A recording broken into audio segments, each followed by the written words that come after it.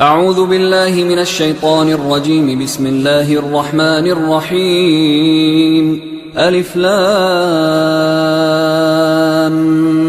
ميم.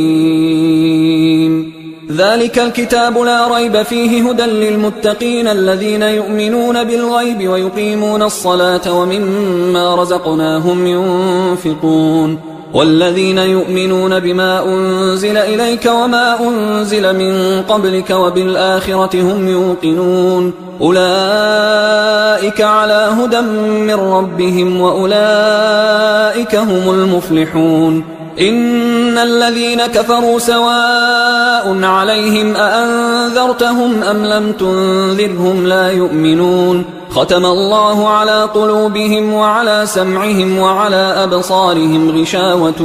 ولهم عذاب عظيم. ومن الناس من يقول آمنا بالله وباليوم الآخر وما هم بمؤمنين يخادعون الله والذين آمنوا وما يخدعون إلا أنفسهم وما يشعرون في قلوبهم مرض فزادهم الله مرضا ولهم عذاب أليم بما كانوا يكذبون. وإذا قيل لهم لا تفسدوا في الأرض قالوا إنما نحن مصلحون ألا إنهم هم المفسدون ولكن لا يشعرون. وإذا قيل لهم آمنوا كما آمن الناس قالوا أنؤمن كما آمن السفهاء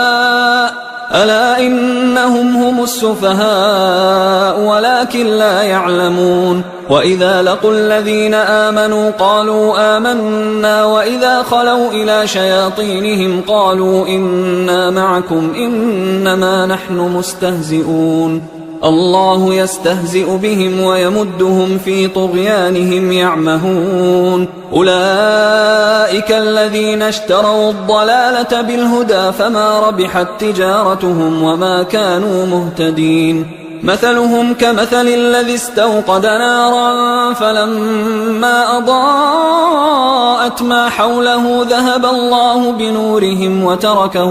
وتركهم في ظلمات لا يبصرون صم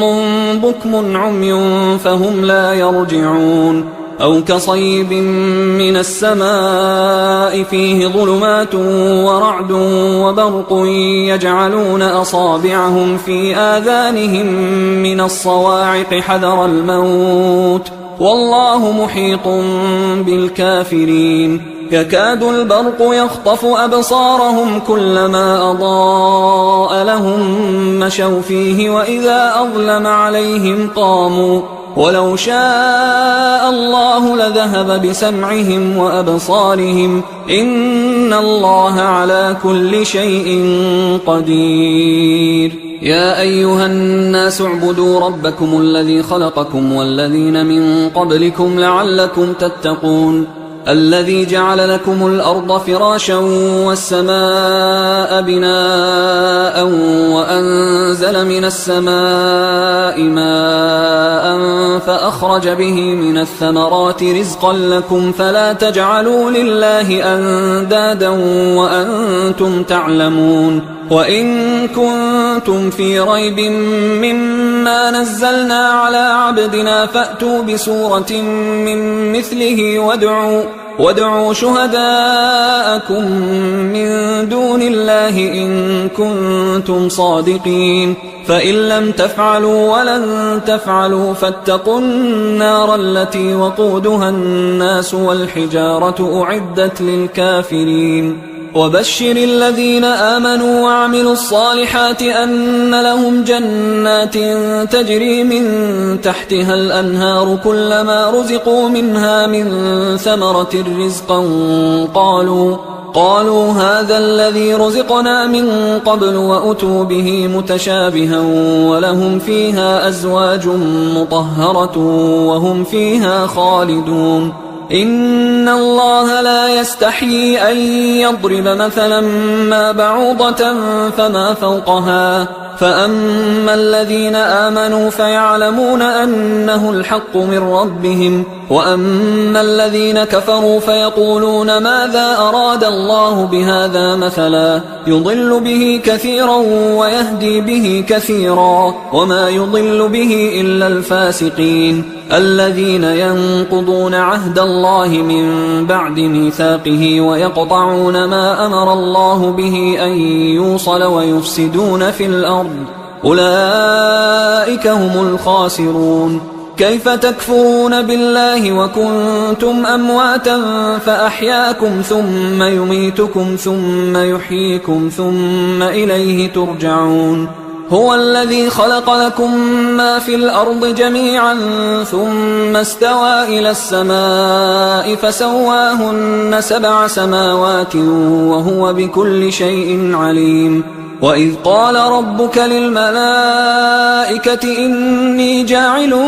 في الأرض خليفة قالوا أتجعل فيها من يفسد فيها ويسفك الدماء ونحن نسبح بحمدك ونقدس لك قال إني أعلم ما لا تعلمون. وعلم آدم الأسماء كلها ثم عرضهم على الملائكة فقال أنبئوني بأسماء هؤلاء إن كنتم صادقين. قالوا سبحانك لا علم لنا إلا ما علمتنا إنك أنت العليم الحكيم. قال يا آدم أنبئهم بأسمائهم فلما أنبأهم بأسمائهم قال ألم أقل لكم إني أعلم غيب السماوات والأرض وأعلم ما تبدون وما كنتم تكتمون. وإذ قلنا للملائكة اسجدوا لآدم فسجدوا إلا إبليس أبى واستكبر وكان من الكافرين. وقلنا يا آدم اسكن أنت وزوجك الجنة وكلا منها رغدا حيث شئتما ولا تقربا هذه الشجرة فتكونا من الظالمين. فأزلهما الشيطان عنها فأخرجهما مما كانا فيه وقلنا اهبطوا بعضكم لبعض عدو ولكم في الأرض مستقر ومتاع إلى حين. فتلقى آدم من ربه كلمات فتاب عليه إنه هو التواب الرحيم. قلنا اهبطوا منها جميعا فإما يأتينكم مني هدى فمن تبع هداي فلا خوف عليهم ولا هم يحزنون. والذين كفروا وكذبوا بآياتنا أولئك أصحاب النار هم فيها خالدون. يا بني إسرائيل اذكروا نعمتي التي أنعمت عليكم وأوفوا بعهدي أوف بعهدكم وإياي فارهبون. وآمنوا بما أنزلت مصدقا لما معكم ولا تكونوا أول كافر به ولا تشتروا بآياتي ثمنا قليلا وإياي فاتقون. ولا تلبسوا الحق بالباطل وتكتموا الحق وأنتم تعلمون. وأقيموا الصلاة وآتوا الزكاة واركعوا مع الراكعين. أتأمرون الناس بالبر وتنسون أنفسكم وأنتم تتلون الكتاب أفلا تعقلون. واستعينوا بالصبر والصلاة وإنها لكبيرة إلا على الخاشعين الذين يظنون أنهم ملاقو ربهم وأنهم إليه راجعون. يا بني إسرائيل اذكروا نعمتي التي أنعمت عليكم وأني فضلتكم على العالمين. واتقوا يوما لا تجزي نفس عن نفس شيئا ولا يقبل منها شفاعة ولا يؤخذ منها عدل ولا هم ينصرون. وإذ نجيناكم من آل فرعون يسومونكم سوء العذاب يذبحون أبناءكم ويستحيون نساءكم وفي ذلكم بلاء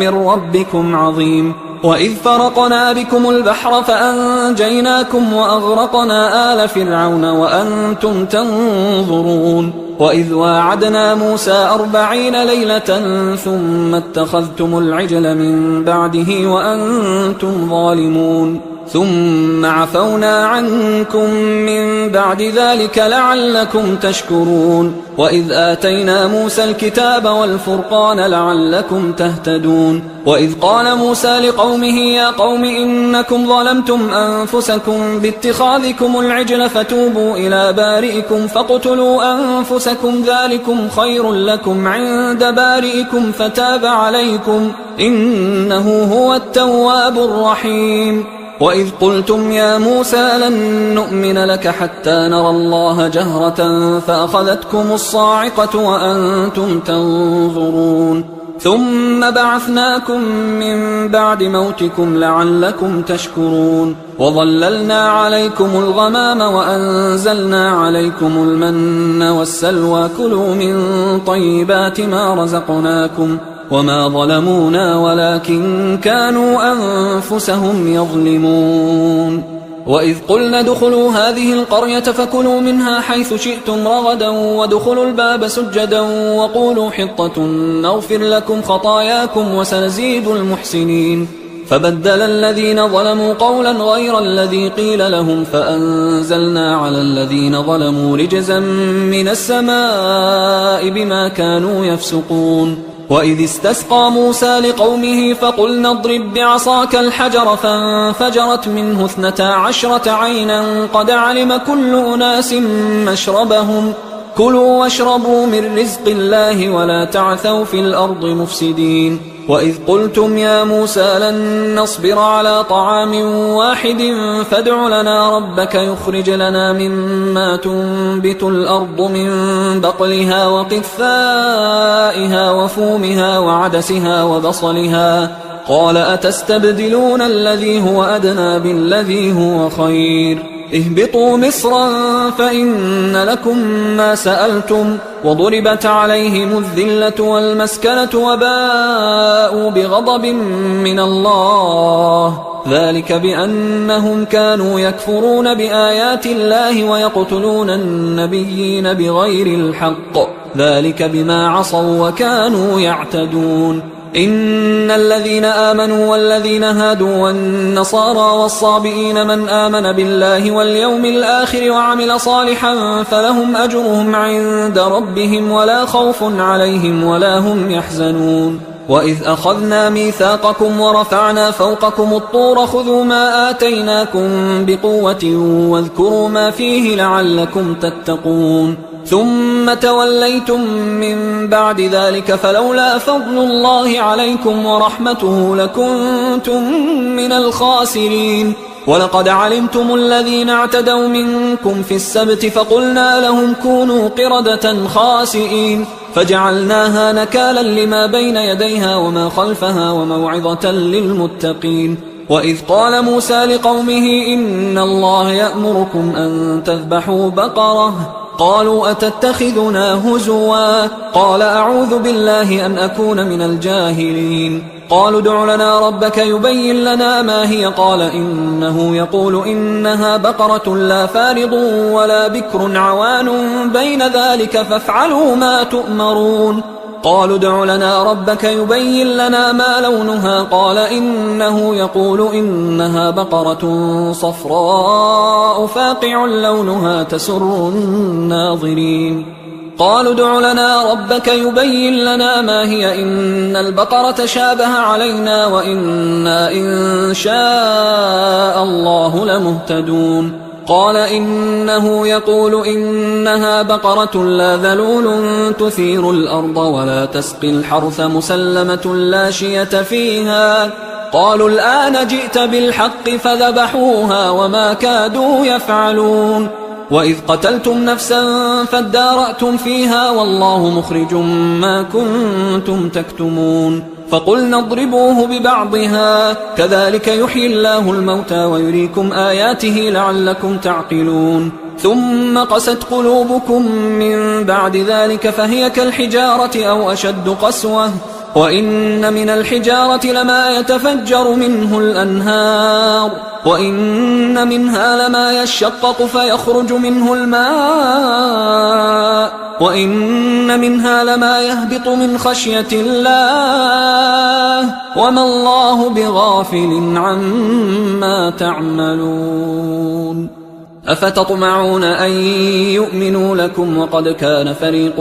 منهم يسمعون كلام الله ثم يحرفونه من بعد ما عقلوه وهم يعلمون وإذا لقوا الذين آمنوا قالوا آمنا وإذا خلا بعضهم إلى بعض قالوا أتحدثونهم بما فتح الله عليكم ليحاجوكم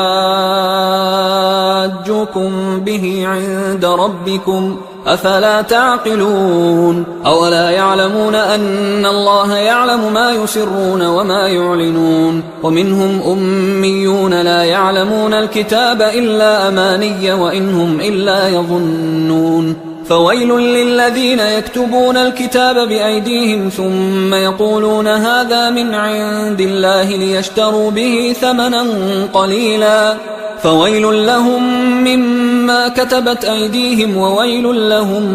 مما يكسبون وقالوا لن تمسنا النار إلا أياما معدودة قل أتخذتم عند الله عهدا فلن يخلف الله عهده أم تقولون على الله ما لا تعلمون بلى من كسب سيئة وأحاطت به خطيئته فأولئك أصحاب النار هم فيها خالدون والذين آمنوا وعملوا الصالحات أولئك أصحاب الجنة هم فيها خالدون وإذ أخذنا ميثاق بني إسرائيل لا تعبدون إلا الله وبالوالدين إحسانا وذي القربى واليتامى والمساكين وقولوا للناس حسنا وأقيموا الصلاة وآتوا الزكاة ثم توليتم إلا قليلا منكم وأنتم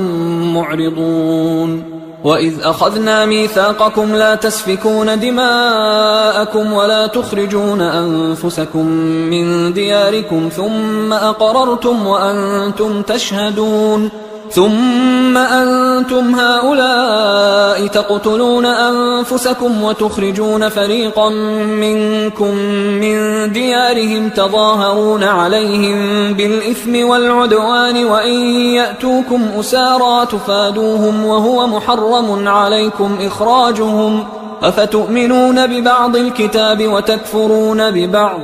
فما جزاء من يفعل ذلك منكم إلا خزي في الحياة الدنيا ويوم القيامة يردون إلى أشد العذاب وما الله بغافل عما تعملون أولئك الذين اشتروا الحياة الدنيا بالآخرة فلا يخفف عنهم العذاب ولا هم ينصرون ولقد آتينا موسى الكتاب وقفينا من بعده بالرسل وآتينا عيسى ابن مريم البينات وأيدناه بروح القدس أفكلما جاءكم رسول بما لا تهوى أنفسكم استكبرتم ففريقا كذبتم وفريقا تقتلون وقالوا قلوبنا غلف بل لعنهم الله بكفرهم فقليلا ما يؤمنون ولما جاءهم كتاب من عند الله مصدق لما معهم وكانوا من قبل يستفتحون على الذين كفروا فلما جاءهم ما عرفوا كفروا به فلعنة الله على الكافرين بئس ما اشتروا به أنفسهم أن يكفروا بما أنزل الله بغيا أن ينزل الله من فضله على من يشاء من عباده فباءوا بغضب على غضب وللكافرين عذاب مهين وإذا قيل لهم آمنوا بما أنزل الله قالوا نؤمن بما أنزل علينا ويكفرون بما وراءه وهو الحق مصدقا لما معهم قل فلم تقتلون أنبياء الله من قبل إن كنتم مؤمنين ولقد جاءكم موسى بالبينات ثم اتخذتم العجل من بعده وأنتم ظالمون وإذ أخذنا ميثاقكم ورفعنا فوقكم الطور خذوا ما آتيناكم بقوة واسمعوا قالوا سمعنا وعصينا وأشربوا في قلوبهم العجل بكفرهم قل بئس ما يأمركم به إيمانكم إن كنتم مؤمنين قل إن كانت لكم الدار الآخرة عند الله خالصة من دون الناس فتمنوا الموت إن كنتم صادقين ولن يتمنوه أبدا بما قدمت أيديهم والله عليم بالظالمين ولتجدنهم أحرص الناس على حياة ومن الذين أشركوا يود أحدهم لو يعمر 1000 سنة وما هو بمزحزحه من العذاب أن يعمر والله بصير بما يعملون قل من كان عدوا لجبريل فإنه نزله على قلبك بإذن الله مصدقا لما بين يديه وهدى وبشرى للمؤمنين من كان عدوا لله وملائكته ورسله وجبريل وميكال فإن الله عدو للكافرين ولقد أنزلنا إليك آيات بينات وما يكفر بها إلا الفاسقون أوكلما عاهدوا عهدا نبذه فريق منهم بل أكثرهم لا يؤمنون ولما جاءهم رسول من عند الله مصدق لما معهم نبذ فريق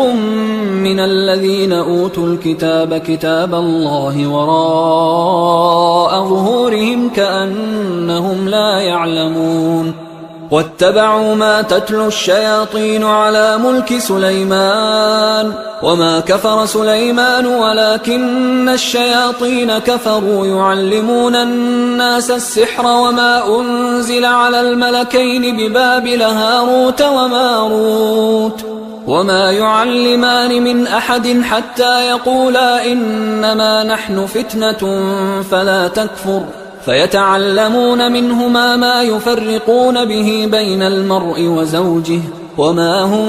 بضارين به من أحد إلا بإذن الله ويتعلمون ما يضرهم ولا ينفعهم ولقد علموا لمن اشتراه ما له في الآخرة من خلاق ولبئس ما شروا به أنفسهم لو كانوا يعلمون ولو أنهم آمنوا واتقوا لمثوبة من عند الله خير لو كانوا يعلمون يا أيها الذين آمنوا لا تقولوا راعنا وقولوا انظرنا واسمعوا وللكافرين عذاب أليم ما يود الذين كفروا من أهل الكتاب ولا المشركين أن ينزل عليكم من خير من ربكم والله يختص برحمته من يشاء والله ذو الفضل العظيم ما ننسخ من آية أو ننسها نأت بخير منها أو مثلها ألم تعلم أن الله على كل شيء قدير ألم تعلم أن الله له ملك السماوات والأرض وما لكم من دون الله من ولي ولا نصير أم تريدون أن تسألوا رسولكم كما سئل موسى من قبل ومن يتبدل الكفر بالإيمان فقد ضل سواء السبيل ود كثير من أهل الكتاب لو يردونكم من بعد إيمانكم كفارا حسدا من عند أنفسهم من بعد ما تبين لهم الحق فاعفوا واصفحوا حتى يأتي الله بأمره إن الله على كل شيء قدير وأقيموا الصلاة وآتوا الزكاة وما تقدموا لأنفسكم من خير تجدوه عند الله إن الله بما تعملون بصير. وقالوا لن يدخل الجنة إلا من كان هودا أو نصارى تلك أمانيهم قل هاتوا برهانكم إن كنتم صادقين بلى من أسلم وجهه لله وهو محسن فله أجره عند ربه ولا خوف عليهم ولا هم يحزنون. وقالت اليهود ليست النصارى على شيء وقالت النصارى ليست اليهود على شيء وهم يتلون الكتاب كذلك قال الذين لا يعلمون مثل قولهم فالله يحكم بينهم يوم القيامة فيما كانوا فيه يختلفون. ومن أظلم ممن منع مساجد الله أن يذكر فيها اسمه وسعى في خرابها أولئك ما كان لهم أن يدخلوها إلا خائفين لهم في الدنيا خزي ولهم في الآخرة عذاب عظيم. ولله المشرق والمغرب فأينما تولوا فثم وجه الله إن الله واسع عليم. وقالوا اتخذ الله ولدا سبحانه بل له ما في السماوات والأرض كل له قانتون بديع السماوات والأرض وإذا قضى أمرا فإنما يقول له كن فيكون. وقال الذين لا يعلمون لولا يكلمنا الله أو تأتينا آية كذلك قال الذين من قبلهم مثل قولهم تشابهت قلوبهم قد بينا الآيات لقوم يوقنون. إنا أرسلناك بالحق بشيرا ونذيرا ولا تسأل عن أصحاب الجحيم. ولن ترضى عنك اليهود ولا النصارى حتى تتبع ملتهم قل إن هدى الله هو الهدى ولئن اتبعت أهواءهم بعد الذي جاءك من العلم ما لك من الله من ولي ولا نصير. الذين آتيناهم الكتاب يتلونه حق تلاوته أولئك يؤمنون به ومن يكفر به فأولئك هم الخاسرون. يا بني إسرائيل اذكروا نعمتي التي أنعمت عليكم وأني فضلتكم على العالمين واتقوا يوما لا تجزي نفس عن نفس شيئا ولا يقبل منها عدل ولا تنفعها شفاعة ولا هم ينصرون. وإذ ابتلى إبراهيم ربه بكلمات فأتمهن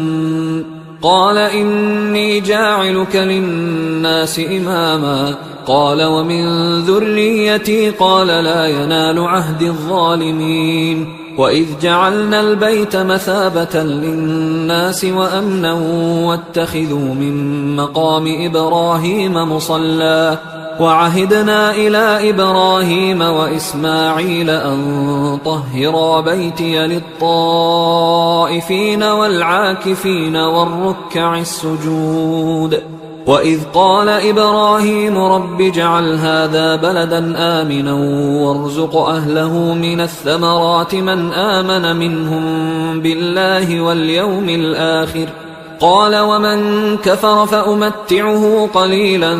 ثم أضطره إلى عذاب النار وبئس المصير. وإذ يرفع إبراهيم القواعد من البيت وإسماعيل ربنا تقبل منا إنك أنت السميع العليم ربنا وجعلنا مسلمين لك ومن ذريتنا أمة مسلمة لك وأرنا مناسكنا وتب علينا إنك أنت التواب الرحيم ربنا وبعث فيهم رسولا منهم يتلو عليهم آياتك ويعلمهم الكتاب والحكمة ويزكيهم إنك أنت العزيز الحكيم. ومن يرغب عن ملة إبراهيم إلا من سفه نفسه ولقد اصطفيناه في الدنيا وإنه في الآخرة لمن الصالحين. إذ قال له ربه أسلم قال أسلمت لرب العالمين. ووصى بها إبراهيم بنيه ويعقوب يا بني إن الله اصطفى لكم الدين فلا تموتن إلا وأنتم مسلمون. أم كنتم شهداء إذ حضر يعقوب الموت إذ قال لبنيه ما تعبدون من بعدي قالوا نعبد إلهك وإله آبائك إبراهيم وإسماعيل وإسحاق إلها واحدا ونحن له مسلمون. تلك أمة قد خلت لها ما كسبت ولكم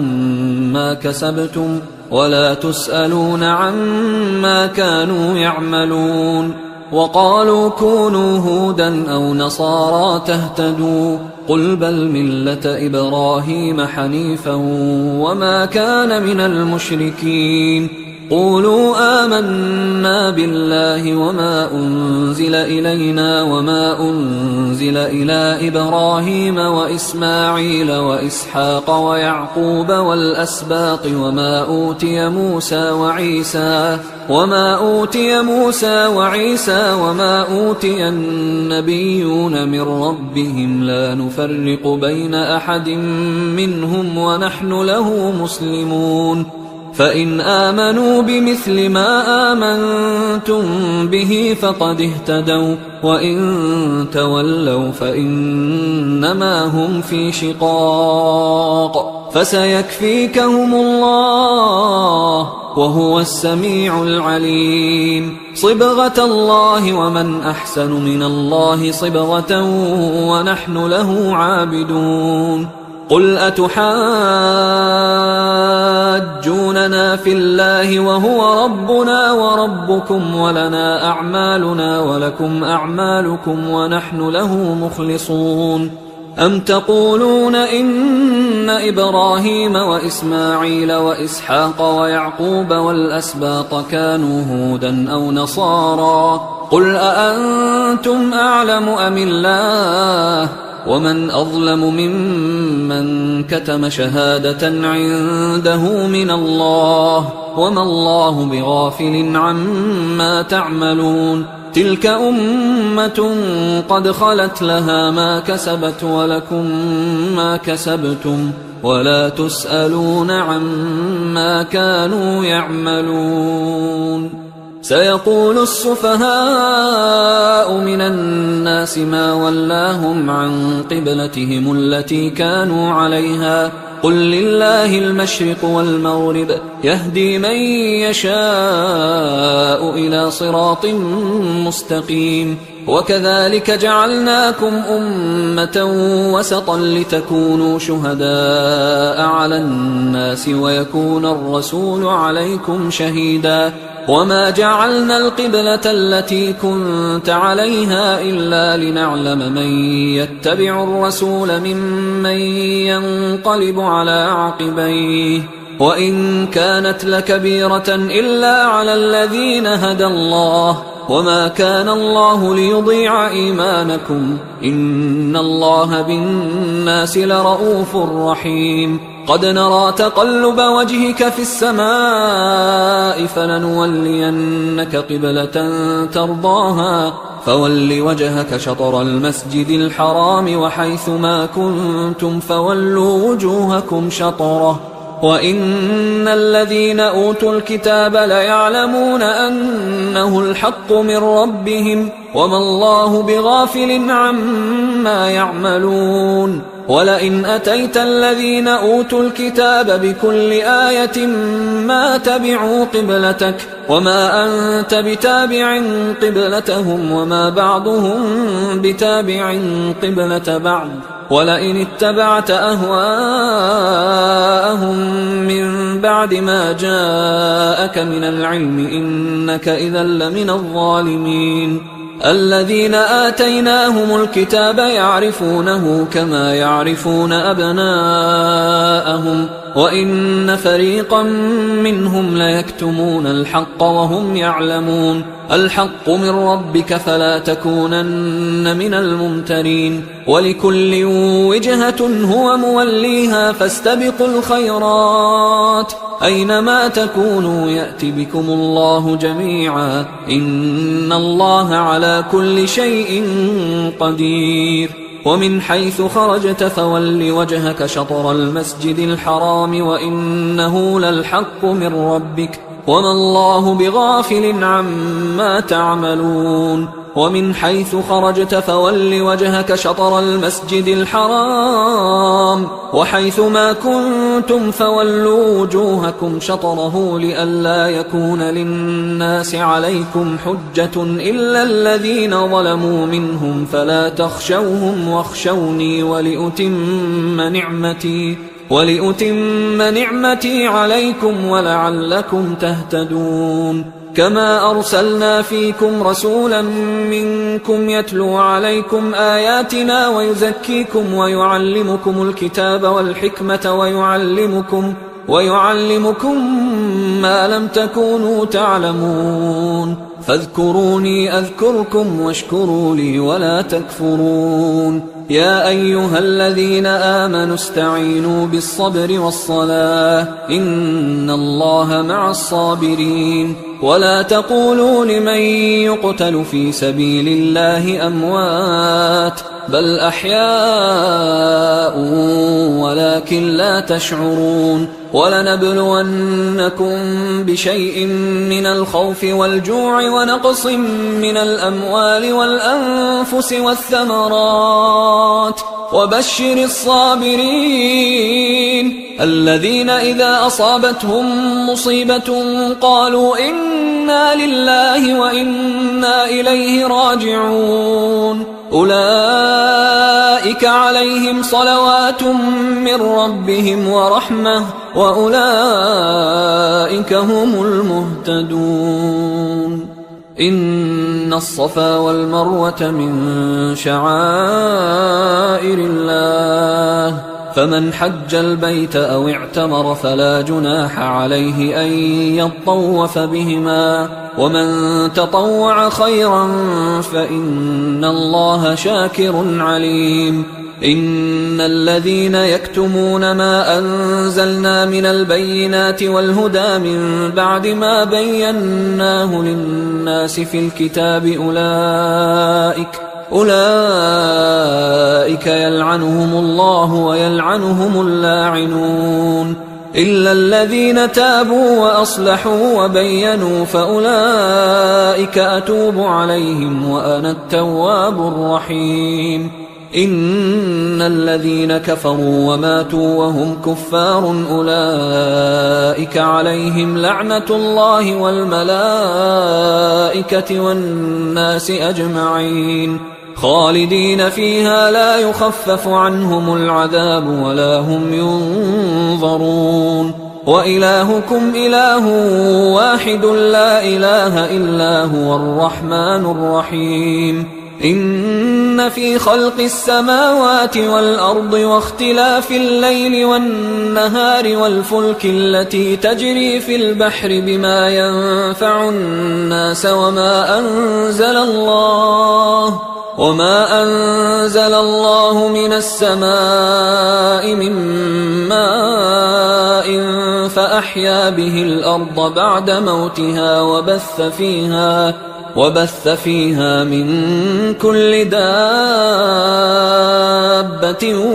وتصريف الرياح والسحاب المسخر بين السماء والأرض لآيات لقوم يعقلون ومن الناس من يتخذ من دون الله أندادا يحبونهم كحب الله والذين آمنوا أشد حبا لله ولو يرى الذين ظلموا إذ يرون العذاب أن القوة لله جميعا وأن الله شديد العذاب إذ تبرأ الذين اتبعوا من الذين اتبعوا ورأوا العذاب وتقطعت بهم الأسباب وقال الذين اتبعوا لو أن لنا كرة فنتبرأ منهم كما تبرأوا منا كذلك يريهم الله أعمالهم حسرات عليهم وما هم بخارجين من النار يا أيها الناس كلوا مما في الأرض حلالا طيبا ولا تتبعوا خطوات الشيطان إنه لكم عدو مبين إنما يأمركم بالسوء والفحشاء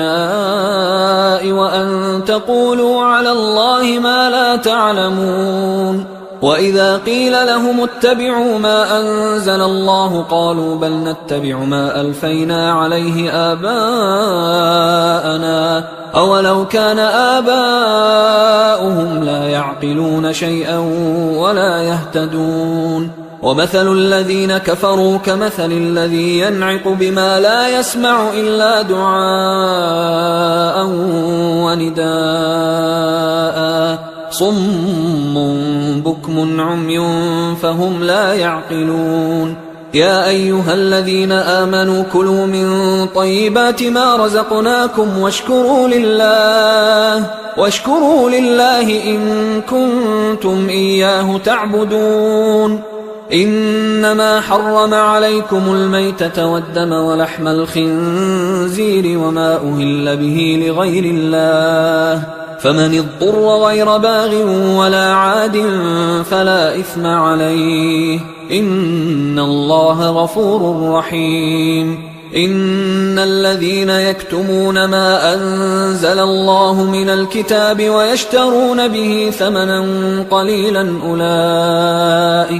أولئك ما يأكلون في بطونهم إلا النار ولا يكلمهم الله يوم القيامة ولا يزكيهم ولهم عذاب أليم أولئك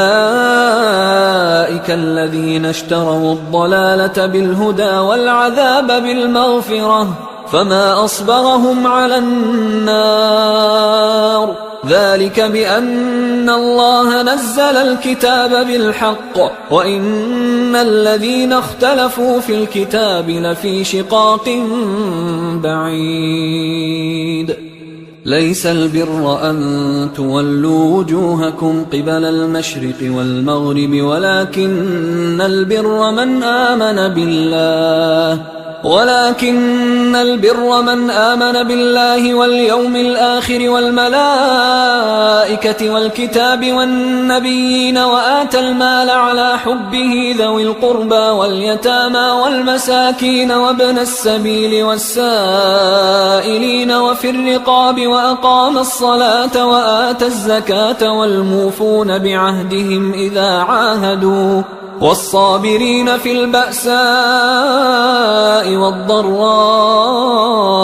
وحين البأس أولئك الذين صدقوا وأولئك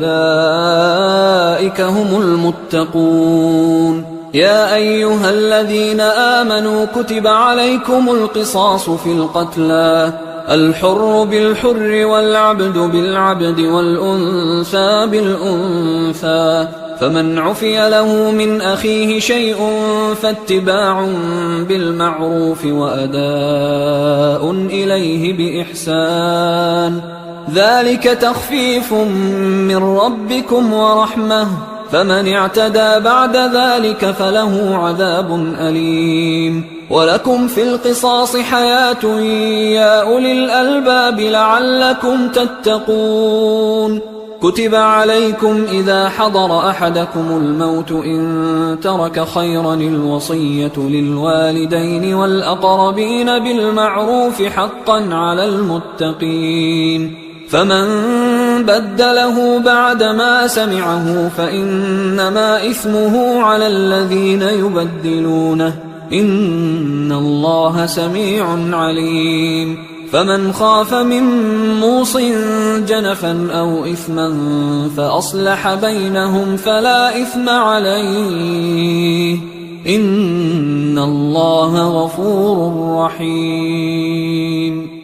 يا أيها الذين آمنوا كتب عليكم الصيام كما كتب على الذين من قبلكم لعلكم تتقون أياما معدودات، فمن كان منكم مريضا أو على سفر فعدة من أيام أخر، وعلى الذين يطيقونه فدية طعام مسكين، فمن تطوع خيرا فهو خير له، وأن تصوموا خير لكم إن كنتم تعلمون. شهر رمضان الذي أنزل فيه القرآن هدى للناس وبينات من الهدى والفرقان، فمن شهد منكم الشهر فليصمه، ومن كان مريضا أو على سفر فعدة من أيام أخر، يريد الله بكم اليسر ولا يريد بكم العسر ولتكملوا العدة ولتكبروا الله على ما هداكم ولعلكم تشكرون. وإذا سألك عبادي عني فإني قريب أجيب دعوة الداعي إذا دعان، فليستجيبوا لي وليؤمنوا بي لعلهم يرشدون. أحل لكم ليلة الصيام الرفث إلى نسائكم هن لباس لكم وأنتم لباس لهن، علم الله أنكم كنتم تختانون أنفسكم فتاب عليكم وعفى عنكم، فالآن باشروهن وابتغوا ما كتب الله لكم، وكلوا واشربوا حتى يتبين لكم الخيط الأبيض من الخيط الأسود من الفجر، ثم أتموا الصيام إلى الليل، ولا تباشروهن وأنتم عاكفون في المساجد، تلك حدود الله فلا تقربوها، كذلك يبين الله آياته للناس لعلهم يتقون. ولا تأكلوا أموالكم بينكم بالباطل وتدلوا بها إلى الحكام لتأكلوا فريقا من أموال الناس بالإثم وأنتم تعلمون. يسألونك عن الأهلة قل هي مواقيت للناس والحج، وليس البر بأن تأتوا البيوت من ظهورها ولكن البر من اتقى، وأتوا البيوت من أبوابها واتقوا الله لعلكم تفلحون. وقاتلوا في سبيل الله الذين يقاتلونكم ولا تعتدوا إن الله لا يحب المعتدين. وقتلوهم حيث ثقفتموهم وأخرجوهم من حيث أخرجوكم والفتنة أشد من القتل، ولا تقاتلوهم عند المسجد الحرام حتى يقاتلوكم فيه، فإن قاتلوكم فاقتلوهم، كذلك جزاء الكافرين، فإن انتهوا فإن الله غفور رحيم. وقاتلوهم حتى لا تكون فتنة ويكون الدين لله، فإن انتهوا فلا عدوان إلا على الظالمين. الشهر الحرام بالشهر الحرام والحرمات قصاص، فمن اعتدى عليكم فاعتدوا عليه بمثل ما اعتدى عليكم، واتقوا الله واعلموا أن الله مع المتقين. وأنفقوا في سبيل الله ولا تلقوا بأيديكم إلى التهلكة وأحسنوا إن الله يحب المحسنين. وأتموا الحج والعمرة لله، فإن أحصرتم فما استيسر من الهدي، ولا تحلقوا رؤوسكم حتى يبلغ الهدي محله، فمن كان منكم مريضا أو به أذى من رأسه ففدية من صيام أو صدقة أو نسك، فإذا أمنتم فمن تمتع بالعمرة إلى الحج فما استيسر من الهدي، فمن لم يجد فصيام 3 أيام في الحج و7 إذا رجعتم، تلك 10 كاملة، ذلك لمن لم يكن أهله حاضر المسجد الحرام. واتقوا الله واعلموا أن الله شديد العقاب. الحج أشهر معلومات، فمن فرض فيهن الحج فلا رفث ولا فسوق ولا جدال في الحج وما تفعلوا من خير يعلمه الله وتزودوا فإن خير الزاد التقوى واتقون يا أولي الألباب ليس عليكم جناح أن تبتغوا فضلا من ربكم فإذا أفضتم من عرفات فاذكروا الله عند المشعر الحرام واذكروه كما هداكم وإن كنتم من قبله لمن الضالين ثم أفيضوا من حيث أفاض الناس واستغفروا الله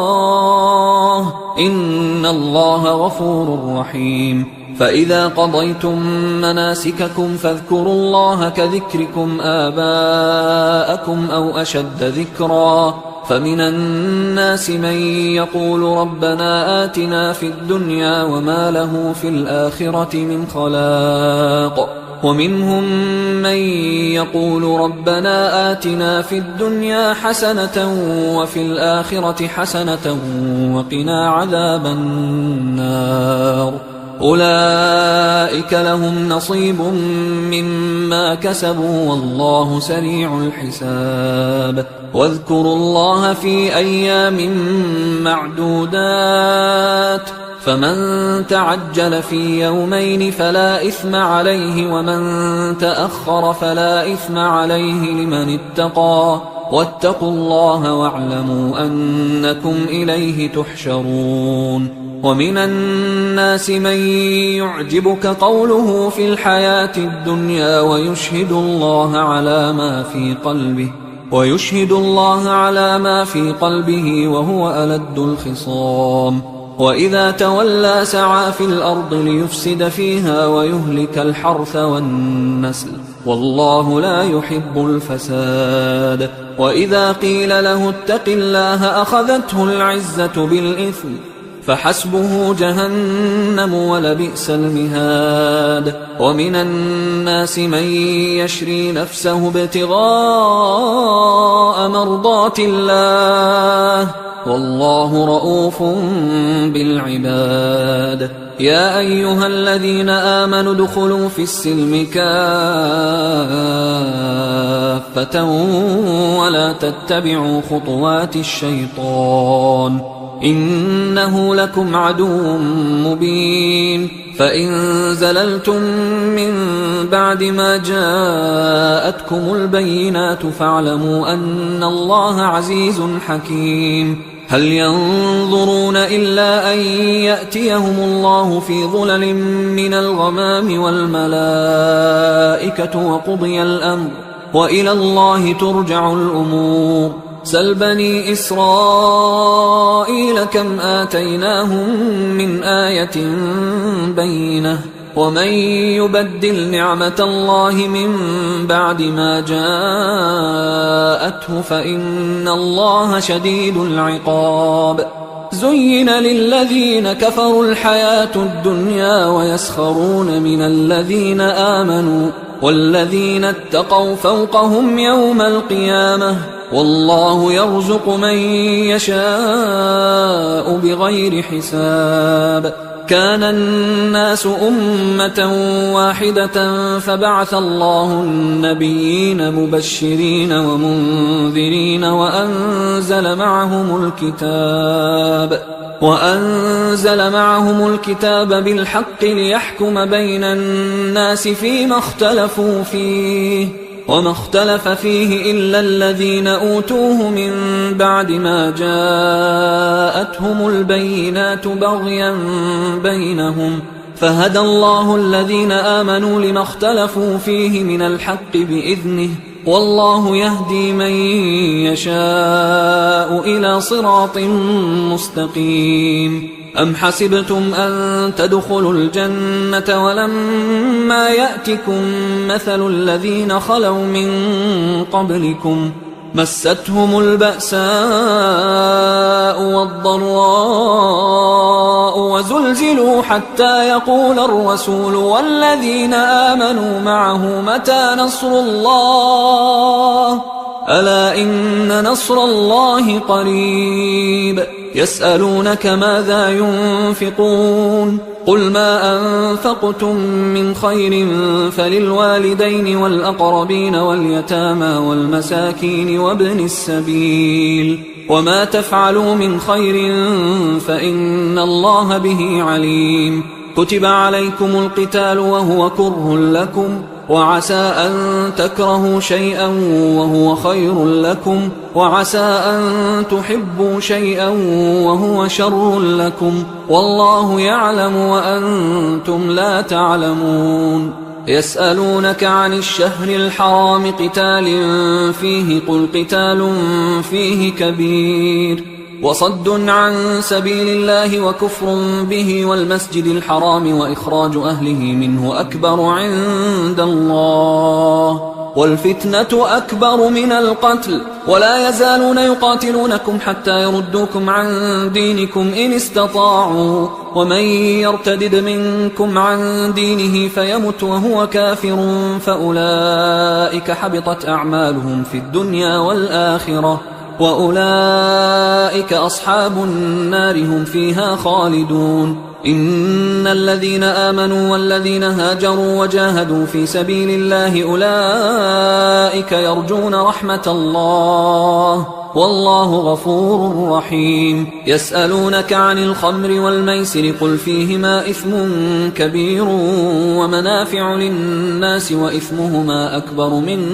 نفعهما ويسألونك ماذا ينفقون قل العفو كذلك يبين الله لكم الآيات لعلكم تتفكرون في الدنيا والآخرة ويسألونك عن اليتامى قل إصلاح لهم خير وإن تخالطوهم فإخوانكم والله يعلم المفسد من المصلح ولو شاء الله لأعنتكم إن الله عزيز حكيم ولا تنكحوا المشركات حتى يؤمنوا ولأمة مؤمنة خير من مشركة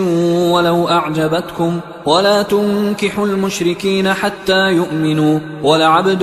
مؤمن خير من مشرك ولو أعجبكم أولئك يدعون إلى النار والله يدعو إلى الجنة والمغفرة بإذنه ويبين آياته للناس لعلهم يتذكرون ويسألونك عن المحيض قل هو أذى فاعتزلوا النساء في المحيض ولا تقربوهن حتى يطهرن فإذا تطهرن فأتوهن من حيث أمركم الله إن الله يحب التوابين ويحب المتطهرين نساؤكم حرث لكم فأتوا حرثكم أنى شئتم وقدموا لأنفسكم واتقوا الله واعلموا أنكم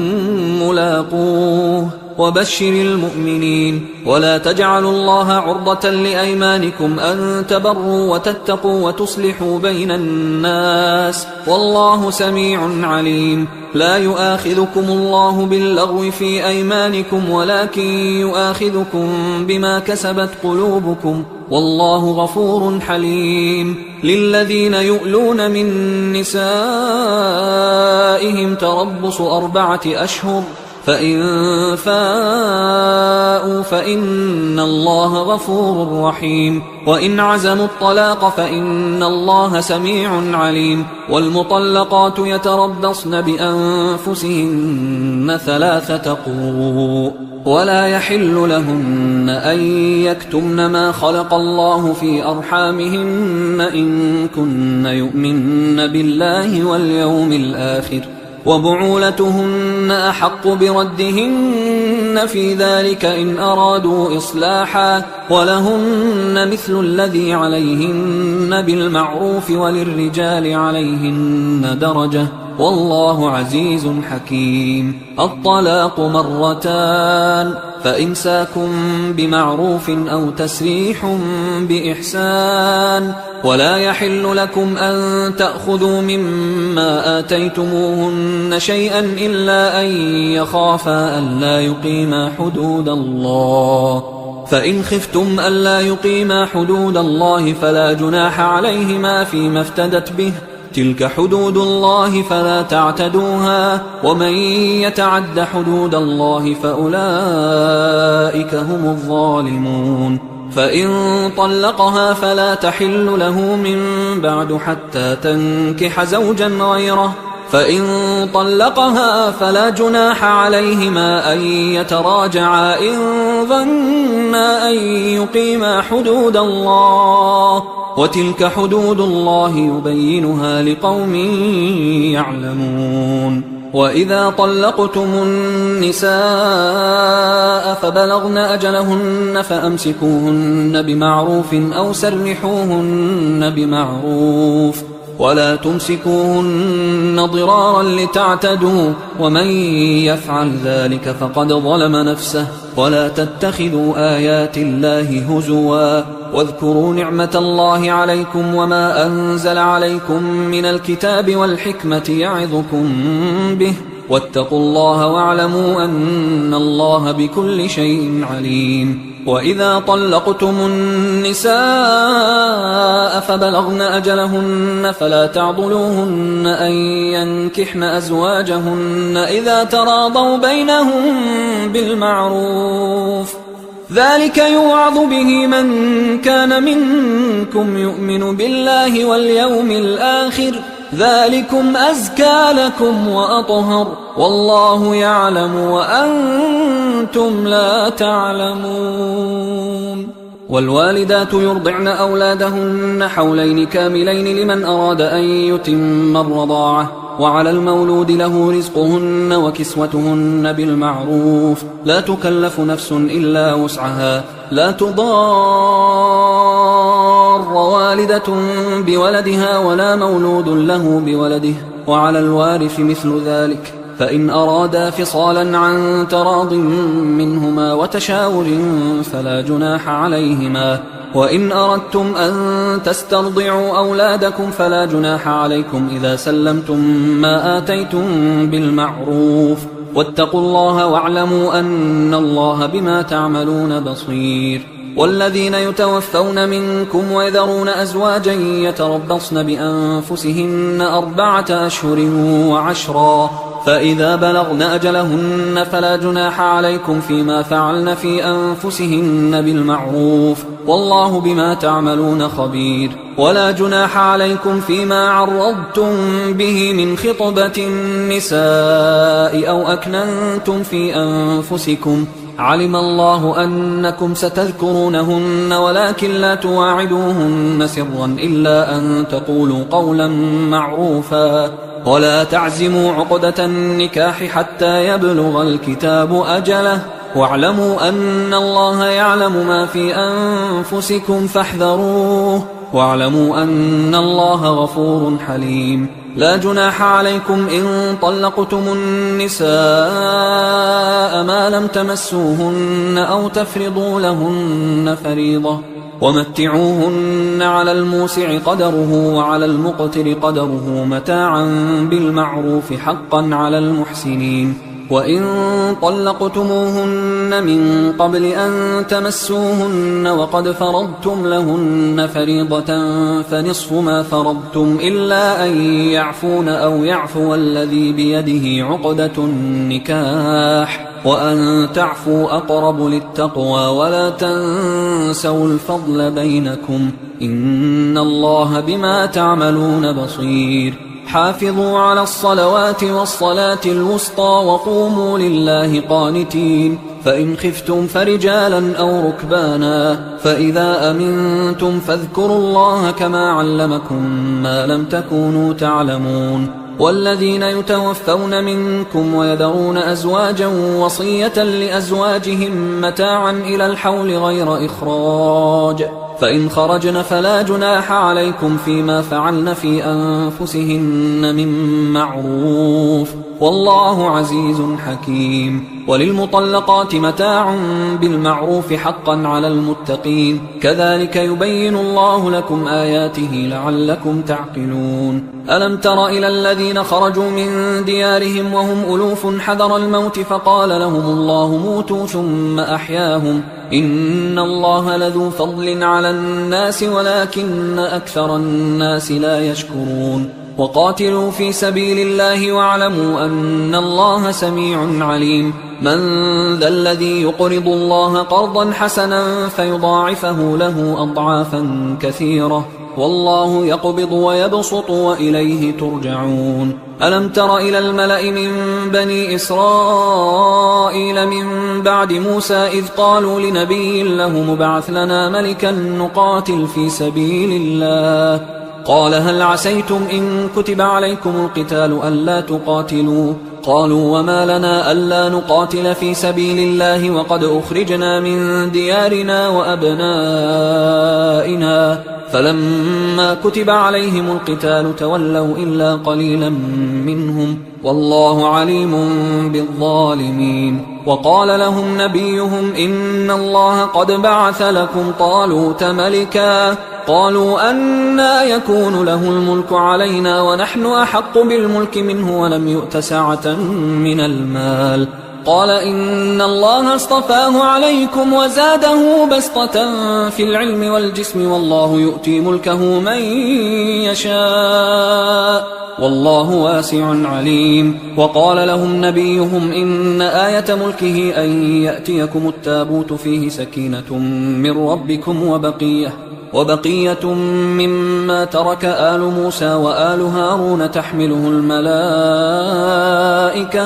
إن في ذلك لآية لكم إن كنتم مؤمنين فلما فصل طالوت بالجنود قال إن الله مبتليكم بنهر فمن شرب منه فليس مني ومن لم يطعمه فإنه مني إلا من اغترف غرفة بيده فشربوا منه إلا قليلا منهم فلما جاوزه هو والذين آمنوا معه قالوا لا طاقة لنا اليوم بجالوت وجنوده قال الذين يظنون أنهم ملاقوا الله كم من فئة قليلة غلبت فئة كثيرة بإذن الله والله مع الصابرين ولما برزوا لجالوت وجنوده قالوا ربنا أفرغ علينا صبرا وثبت أقدامنا وانصرنا على القوم الكافرين فهزموهم بإذن الله وقتل داود جالوت وآتاه الله الملك والحكمة وعلمه مما يشاء ولولا دفع الله الناس بعضهم ببعض لفسدت الأرض ولكن الله ذو فضل على العالمين تلك آيات الله نتلوها عليك بالحق وإنك لمن المرسلين تلك الرسل فضلنا بعضهم على بعض منهم من كلم الله ورفع بعضهم درجات وآتينا عيسى ابن مريم البينات وأيدناه بروح القدس ولو شاء الله ما اقتتل الذين من بعدهم من بعد ما جاءتهم البينات ولكن اختلفوا فمنهم من آمن ومنهم من كفر ولو شاء الله ما اقتتلوا ولكن الله يفعل ما يريد يا أيها الذين آمنوا أنفقوا مما رزقناكم من قبل أن يأتي يوم لا بيع فيه ولا خلة ولا شفاعة والكافرون هم الظالمون الله لا إله إلا هو الحي القيوم لا تأخذه سنة ولا نوم له ما في السماوات وما في الأرض من ذا الذي يشفع عنده إلا بإذنه يعلم ما بين أيديهم وما خلفهم ولا يحيطون بشيء من علمه إلا بما شاء وسع كرسيه السماوات والأرض ولا يؤوده حفظهما وهو العلي العظيم لا إكراه في الدين قد تبين الرشد من الغي فمن يكفر بالطاغوت ويؤمن بالله فقد استمسك بالعروة الوثقى لا انفصام لها والله سميع عليم الله ولي الذين آمنوا يخرجهم من الظلمات إلى النور والذين كفروا أولياؤهم الطاغوت يخرجونهم من النور إلى الظلمات أولئك أصحاب النار هم فيها خالدون. ألم تر إلى الذي حاج إبراهيم في ربه أن آتاه الله الملك إذ قال إبراهيم ربي الذي يحيي ويميت قال أنا أحيي وأميت. قال إبراهيم فإن الله يأتي بالشمس من المشرق فأت بها من المغرب فبهت الذي كفر والله لا يهدي القوم الظالمين. أو كالذي مر على قرية وهي خاوية على عروشها قال أنى يحيي هذه الله بعد موتها فأماته الله 100 عام ثم بعثه قال كم لبثت؟ قال لبثت يوما أو بعض يوم. قال بل لبثت 100 عام فانظر إلى طعامك وشرابك لم يتسنه وانظر إلى حمارك ولنجعلك آية للناس وانظر إلى العظام كيف ننشزها ثم نكسوها لحما فلما تبين له قال أعلم أن الله على كل شيء قدير. وإذ قال إبراهيم رب أرني كيف تحيي الموتى قال أولم تؤمن قال بلى ولكن ليطمئن قلبي قال فخذ 4 من الطير فصرهن إليك ثم اجعل على كل جبل منهن جزءا ثم ادعهن يأتينك سعيا واعلم أن الله عزيز حكيم. مثل الذين ينفقون أموالهم في سبيل الله كمثل حبة أنبتت 7 سنابل في كل سنبلة 100 حبة والله يضاعف لمن يشاء والله واسع عليم. الذين ينفقون أموالهم في سبيل الله ثم لا يتبعون ما أنفقوا منا ولا أذى لهم أجرهم عند ربهم ولا خوف عليهم ولا هم يحزنون. قول معروف ومغفرة خير من صدقة يتبعها أذى والله غني حليم. يا أيها الذين آمنوا لا تبطلوا صدقاتكم بالمن والأذى كالذي ينفق ماله رئاء الناس ولا يؤمن بالله واليوم الآخر فمثله كمثل صفوان عليه تراب فأصابه وابل فتركه صلدا لا يقدرون على شيء مما كسبوا والله لا يهدي القوم الكافرين. ومثل الذين ينفقون أموالهم ابتغاء مرضات الله وتثبيتا من أنفسهم كمثل جنة بربوة أصابها وابل فآتت أكلها ضعفين فإن لم يصبها وابل فطل والله بما تعملون بصير. أيود أحدكم أن تكون له جنة من نخيل وأعناب تجري من تحتها الأنهار له فيها من كل الثمرات وأصابه الكبر وله ذرية ضعفاء فأصابها إعصار فيه نار فاحترقت كذلك يبين الله لكم الآيات لعلكم تتفكرون. يا أيها الذين آمنوا أنفقوا من طيبات ما كسبتم ومما أخرجنا لكم من الأرض ولا تيمموا الخبيث منه تنفقون ولستم بآخذيه إلا أن تغمضوا فيه واعلموا أن الله غني حميد. الشيطان يعدكم الفقر ويأمركم بالفحشاء والله يعدكم مغفرة منه وفضلا والله واسع عليم. يؤتي الحكمة من يشاء ومن يؤت الحكمة فقد أوتي خيرا كثيرا وما يذكر إلا أولو الألباب. وما أنفقتم من نفقة أو نذرتم من نذر فإن الله يعلمه وما للظالمين من أنصار إن تبدوا الصدقات فنعما هي وإن تخفوها وتؤتوها الفقراء فهو خير لكم ويكفر عنكم من سيئاتكم والله بما تعملون خبير ليس عليك هداهم ولكن الله يهدي من يشاء وما تنفقوا من خير فلأنفسكم وما تنفقون إلا ابتغاء وجه الله وما تنفقوا من خير يوفى إليكم وأنتم لا تظلمون للفقراء الذين أحصروا في سبيل الله لا يستطيعون ضربا في الأرض يحسبهم الجاهل أغنياء من التعفف تعرفهم بسيماهم لا يسألون الناس إلحافا وما تنفقوا من خير فإن الله به عليم الذين ينفقون أموالهم بالليل والنهار سرا وعلانية